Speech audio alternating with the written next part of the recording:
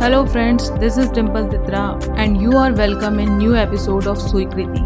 तो चलिए आइए आज के एपिसोड की तरफ चलते हैं। स्वीकृति, कहानी आत्मग्लानि की, पार्ट 25। अंजलि ने जिस दिन उस कोर्स के बारे में मुझे बताया था, उसी शाम घर जाते वक्त मैंने रास्ते से शालिनी को फ़ोन किया। वाह विकी, बड़ी जल्दी तुम्हें मेरी याद आ गई। अभी तो हमारी मुलाकात को हफ्ता भी नहीं हुआ, उसने चहक कर कहा।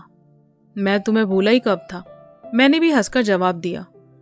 अच्छा शालिनी, एक बात तो बताओ, क्या तुमने भी किसी सर्टिफिकेट कोर्स के लिए अप्लाई किया हुआ था? अच्छा, तो खबर मिल गई, यानी तुम अंजलि से मिलकर आए हो?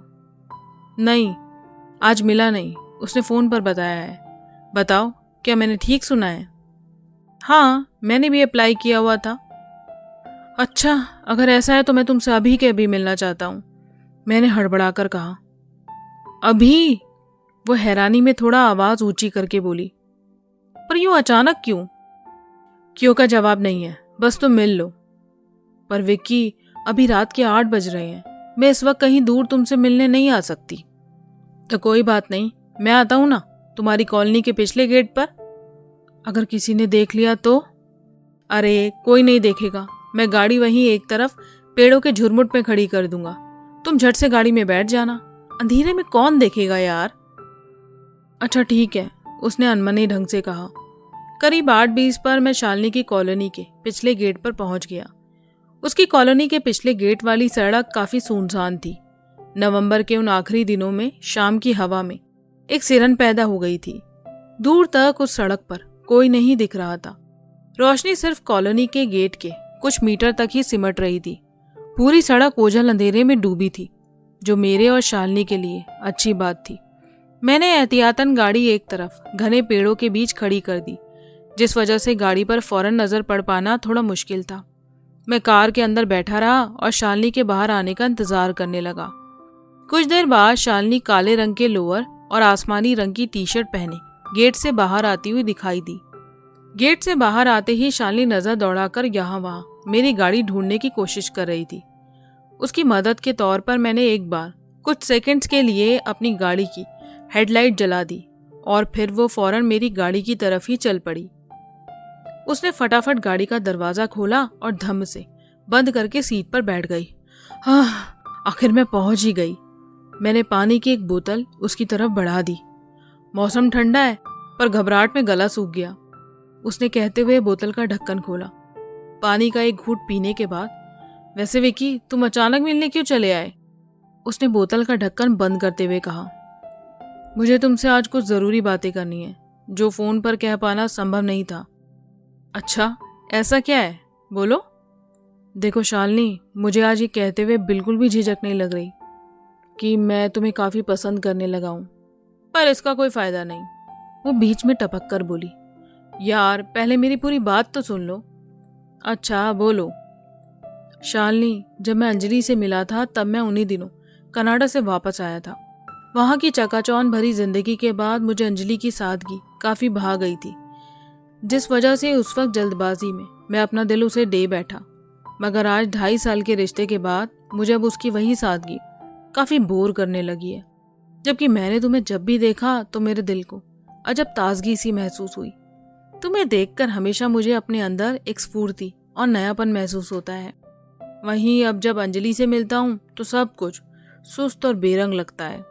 मैं कल शाम को भी जब उससे मिला हूँ, तब भी मैं लगातार तुम्हारे बारे में ही सोच रहा था। विक्की, जो तुमने कहा मैंने मान लिया, मगर अब इस सब का फायदा क्या है? तुम्हारी माँ अंजलि को अपनी बहू के रूप में स्वीकार कर चुकी है, इसलिए अब पीछे मुड़कर कोई नया फैसला लेना तुम्हें अपने घर वालों के सामने काफी भारी पड़ेगा, उसने अपनी भौवें चढ़ाकर मुझे चुनौती देते हुए कहा। मुझे पता है, इसलिए तो कह रहा हूँ कि तुम शांति से कुछ वक्त मेरा साथ दे दो, मैं सब सही कर दूंगा। ये कहते ही मैंने उसका हाथ पकड़कर चूम लिया और कहा, प्लीज शालिनी, मुझे क्या करना होगा? तुम बस अंजलि से मेरी और तुम्हारी किसी भी बातचीत का कभी भी कोई जिक्र ना करना, मैं धीरे धीरे उससे अपना पीछा छुड़ा लूंगा। एक बात कहूँ? हाँ बोलो ना। उस मनाली के ट्रिप पर जिस तरह तुम अंजलि के साथ थे, तब मैंने कभी सपने में भी नहीं सोचा था कि तुम कभी मुझसे यहाँ इस तरह बैठकर ये सब बातें करोगे।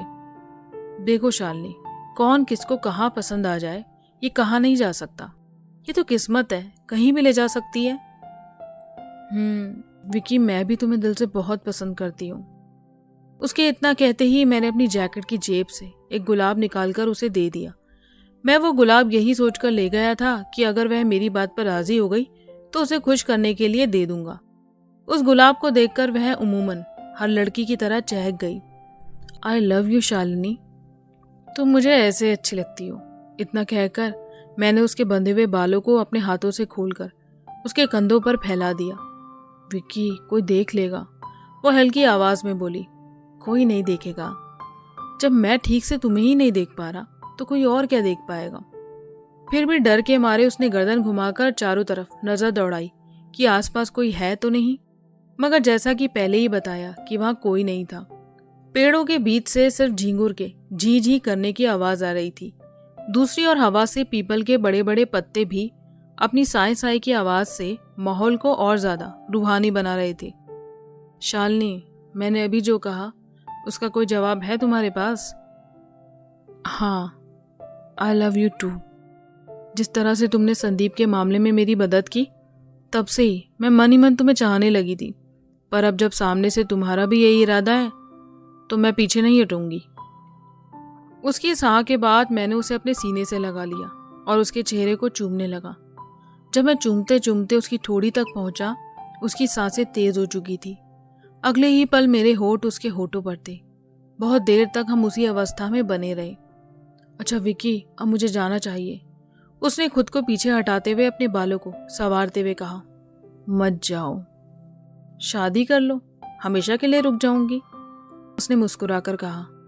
उसकी ये बात सुनकर मैं मुस्कुरा तो दिया, मगर मन में यही सोचने लगा कि इन लड़कियों की दिक्कत क्या है। 4 पल प्यार मोहब्बत के बिताए नहीं, बस शादी तक पहुंच जाती है। पर इस बात में तो मैं बिल्कुल साफ था कि मुझे शालिनी से हरगिज कभी शादी नहीं करनी थी। दरअसल उस वक्त मुझे एक बार फिर किसी से भी शादी नहीं करनी थी। कुछ दिन बाद अंजलि और शालिनी दोनों का कोर्स शुरू हो गया। अब दोनों रोज शाम को मिलने लगी, पर मेरी प्यार भरी बातों का शालिनी पर इतना असर तो हो चुका था कि वो कभी भी अंजलि से कुछ ना कहती। सब कुछ बढ़िया चल रहा था।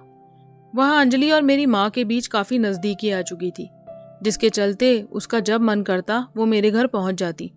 अगर कभी ऐसा होता कि अंजलि खुद ना पहुंच पाती तो मेरी माँ खुद उसे फोन कर करके बुलाती।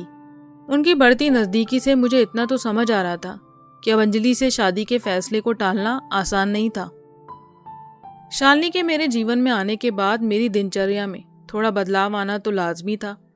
वैसे तो ज्यादातर मैं अपने शोरूम के कामों में व्यस्त रहता था, पर बीच बीच में जो भी वक्त मिलता उसमें अक्सर अंजलि को ही फोन मिलाता था। सब कुछ वही था, मगर वो वक्त अब शालिनी को मिलने लगा। अंजलि को मैं पहले के मुताबिक अब बहुत कम समय दे पा रहा था, क्योंकि अपने बचे हुए समय को मैं ज्यादा से ज्यादा शालिनी को देखकर खुद को ज्यादा आनंदित महसूस करता था। अंजलि मेरे इस बदलते बदलाव को महसूस करने लगी थी और एक दिन, हेलो विकी, क्या बात है? मैं आजकल जब भी तुम्हें फोन मिलाती हूँ तुम्हारा फोन पहले से ही व्यस्त जा रहा होता है। ऐसा कौन मिल गया है जो मेरा सारा वक्त छीन कर बैठ गया है? अंजलि थोड़ा झल्लाती हुई बोली। ना मिलने की बात कहते हो और ना खुद से फोन मिलाते हो। चल क्या रहा है ये? अंजलि, तुम्हें क्या लगता है मैं कोई खाली आदमी हूँ? शोरूम का कितना काम है ये मैं ही जानता हूँ।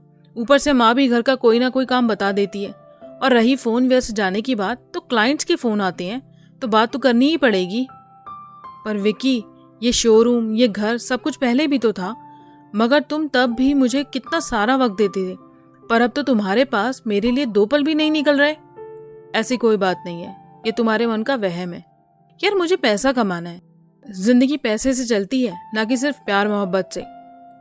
मैंने अपनी इन तर्कपूर्ण बातों से उसके मन में पनप रहे शक को वहीं दबाने की कोशिश की। अब ऐसा अक्सर होने लगा। अंजलि जब भी कोई शिकायत करती, मैं काम और जिम्मेदारी का हवाला देकर खुद को बेकसूर और मजबूर साबित कर देता। एक दोपहर शालिनी मुझसे मिलने आई। विकी, ये सब कब तक चलेगा? पूरे 2 महीने बीत चुके हैं। तुम जब भी मुझसे मिलते हो बस झूठी तसल्ली देकर चले जाते हो कि तुम जल्द ही अंजलि को छोड़ने वाले हो। तुम्हें क्या लगता है कि तुम मुझे बेवकूफ बनाते जाओगे और मैं बनती जाऊंगी। शालिनी मेरी जान, थोड़ा सब्र करो, सब होते होते ही तो होगा। मुझे लगता है तुम्हारा उतावलापन हम दोनों को किसी न किसी दिन मरवा देगा। विकी तुम तो रहने ही दो। तुम मुझे यहाँ उल्टी सीधी उम्मीदें दे रहे हो और वहां कल तुम्हारी माँ उस अंजलि को ज्वेलर की दुकान से ना जाने कौन कौन से गहने पसंद करवा कर लाई है। वो अंजलि आज मुझे इतने गुमान से बता रही थी कि विकी की माँ तो मुझ पर जान छिड़कती है। शालिनी तुम क्यों परेशान हो रही हो? शादी मैं करूंगा या मेरी माँ? जब मेरी मर्जी ही नहीं होगी तो कोई कुछ नहीं कर पाएगा। देखो विकी, मुझे कुछ नहीं पता। तुम फौरन अंजलि को छोड़ दो या मुझे। मैं इस तरह का जीवन नहीं जी सकती जहां उस अंजलि की बातें सुन सुनकर रोज जलूं। उसकी बात सुनकर मुझे इतना तो समझ आ गया था कि अगर जल्दी मैंने कुछ नहीं किया तो ये बात कैसे ना कैसे अंजलि तक पहुंच ही जाएगी और फिर मेरे घर तक। उस वक्त तक मैं ऐसे किसी भी तमाशे के लिए तैयार नहीं था। रात को लेटे लेटे मेरे दिमाग में एक तरकीब आई और मैंने फौरन अंजलि को मैसेज कर कल मिलने के लिए बुला लिया। अगली शाम, अंजलि मुझे पता है तुम मुझसे नाराज हो क्योंकि मैं पहले की तरह तुम्हें वक्त नहीं दे पा रहा। कोई बात नहीं विकी, काम का बोझ है, मैं समझती हूँ। तुम्हारा कोर्स कैसा चल रहा है? बढ़िया है। शालिनी की वजह से वक्त अच्छा बीत जाता है। और उस शालिनी की संदीप की क्या हाल है? उसको तो वो कब का छोड़ चुकी। तुमने वजह नहीं पूछी? हाँ, बोल रही थी कि कमाता नहीं था, ना ही उसके पास अच्छा घर था और ना कोई बैंक बैलेंस। तो ऐसे लड़के से शादी करके जीवन क्यों बर्बाद करूं? अच्छा, बात बात पर यही बोलती रहती है कि अंजलि सबकी किस्मत तेरे जैसी नहीं। जहां विकी जैसा हैंडसम और पैसे वाला लड़का मिल जाए जिसके साथ इतना प्यार करने वाली सास भी मुफ्त हो। मैंने कहा उसको कि तू फिक्र ना कर, तेरे साथ भी सब अच्छा होगा, मैं भी तेरे लिए प्रार्थना करूंगी। उसकी बात सुनकर मैंने मन ही मन कहा कि अंजलि तुम गलत इंसान के लिए प्रार्थना करना चाहती हो। उसकी इस एक बात को सुनकर मैंने पहली बार खुद के मुजरिम होने का एहसास किया, पर तब तक जाल मुझ पर पूरी तरह कस चुका था, इसलिए मैं चाहकर भी निष्पाप नहीं हो सकता था। तो ना चाहते हुए भी मुझे अपनी जान बचाने के लिए आगे के पैतरे खेलना जरूरी हो गए थे।